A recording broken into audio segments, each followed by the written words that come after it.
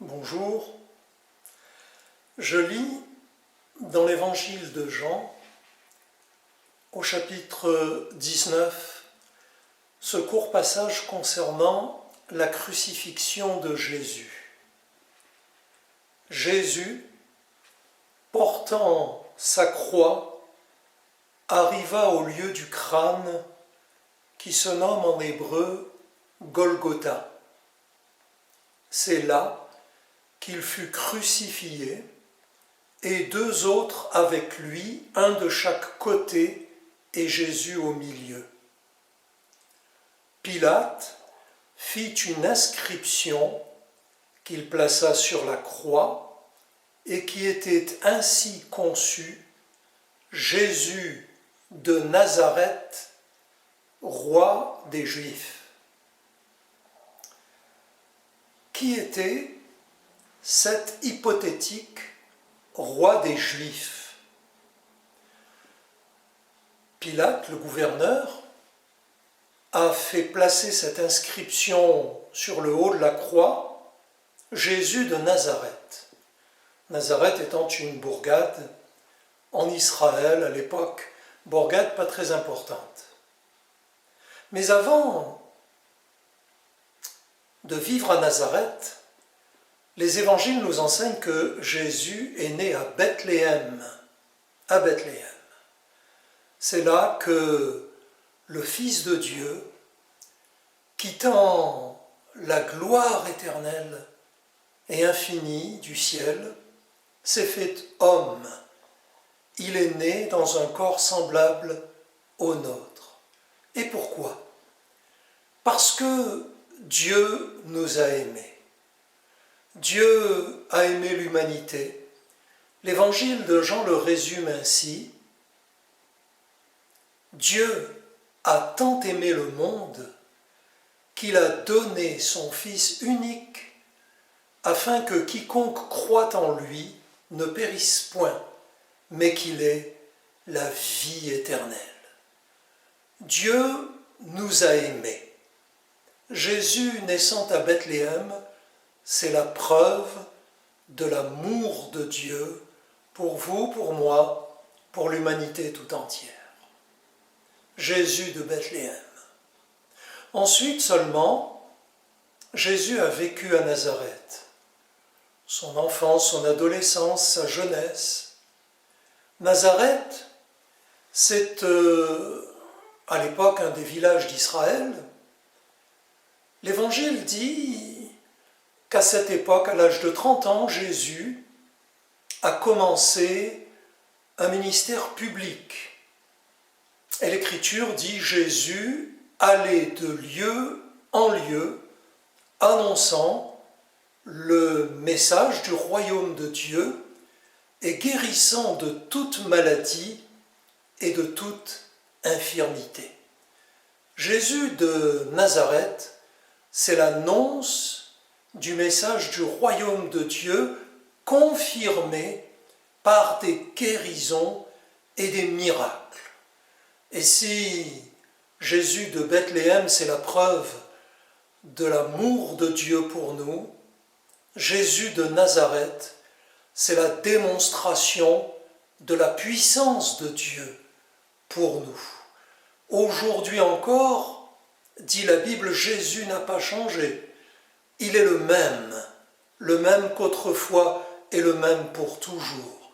Et cette puissance de délivrance, cette puissance de libération, cette puissance de guérison, Jésus en dispose toujours pour vous, pour moi, pour nous, pour l'humanité entière, pour quiconque désire placer en lui sa confiance. Et puis, après 3 années et demie d'annonce du message, de l'amour de Dieu, d'une possibilité de réconciliation avec Dieu, d'une possibilité de pardon et de salut éternel, Jésus, nous le savons, a été injustement arrêté, injustement jugé, injustement condamné, injustement exécuté par crucifixion. La croix, c'est la seule possibilité de salut et de pardon pour l'être humain. À la croix, Jésus s'est donné pour que nous puissions être pardonnés de nos péchés. Jamais aucun homme n'avait foulé le sol de la terre sans transgresser les saintes lois de Dieu, sans péché. Jésus a été le seul à vivre sans péché. La Bible dit de lui qu'il a été tenté comme nous en toutes choses, mais sans jamais pécher. Jésus, cet être pur, cet être saint, a pris notre place à la croix de Golgotha.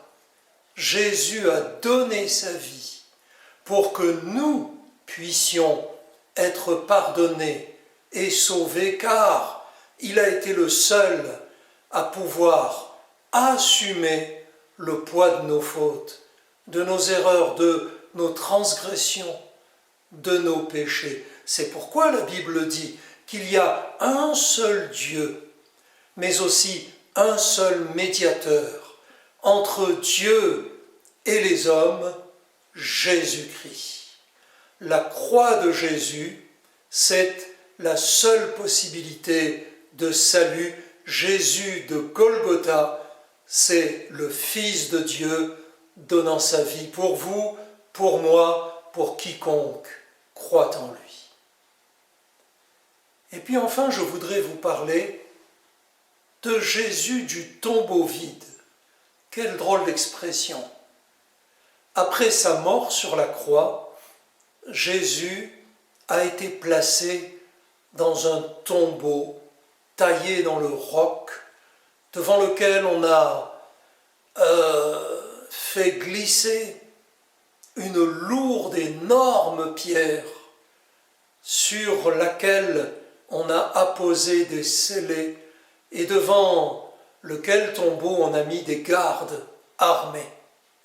Mais l'Évangile rapporte que le troisième jour, un ange de Dieu est venu à rouler la pierre et Jésus est sorti vivant du tombeau. Il est ressuscité.